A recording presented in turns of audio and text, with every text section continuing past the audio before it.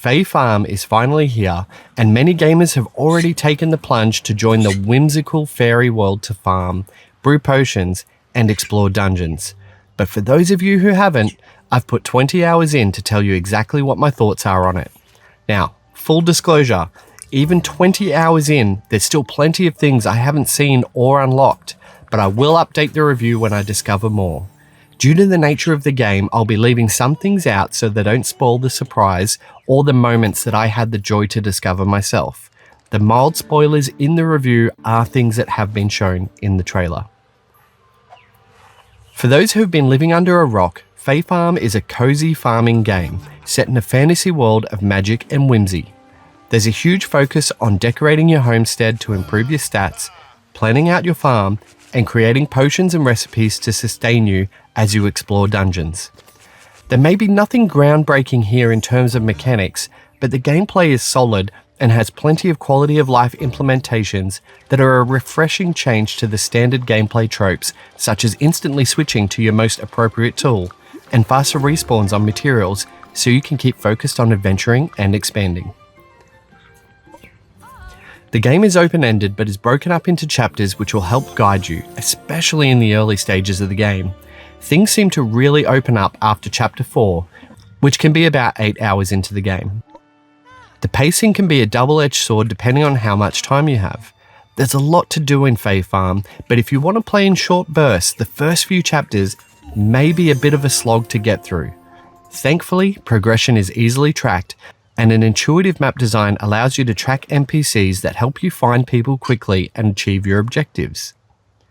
Farming is fun, and upgrading your tools means infusing them with magical properties that allow you to water more crops at once or chop down trees easier. Each tool you upgrade has its own magical properties and a special skill that requires mana to use, including your staff, which upgrades spells and attacks for when you start dungeon diving. Dungeons are varied, and you craft special seals that unlock fast travel to floors, which is great, but it's done a little bit differently. You have to use a seal to unlock every level before you unlock the next, and at first it feels a bit tedious, but thankfully when you select a level it does have a breakdown of what materials are available, and it allows you to gather and craft faster. About 10 to 15 hours in, you unlock an entirely new aspect of the game, which I don't want to spoil here. But I will say it's when you can start creating potions and artisanal goods that further enhance your income earning abilities, as well as job and friendship quests. For me, this is where the game started to get really interesting, and once I've written my other reviews, I look forward to delving deeper into this aspect of the game. All this adventuring can be done via drop-in or drop-out multiplayer that allows you to get things done easier and faster with up to 4 friends. There are emotes to communicate with, and having 3 other people help out on the farm or with dungeons really helps push through the content faster. The art style of the game is pleasant enough, and your avatars and characters you interact with are full of charm. The world is fleshed out with its individual zones and environments, and it looks and runs great. NPCs don't really seem to add much to the game, and while some wander around and go about their business, most stay in the same place with limited dialogue.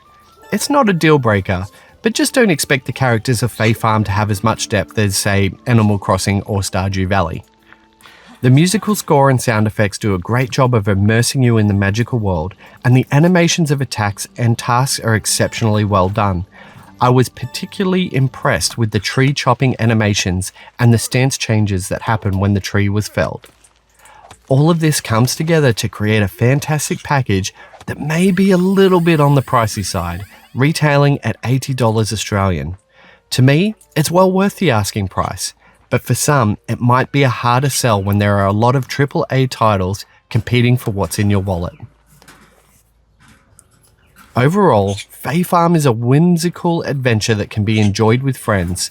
It looks and plays great, and for those with a bit of time to invest, there's a lot of game here. The price may be off-putting to some, but for those not on a budget, Fae Farm is money well spent.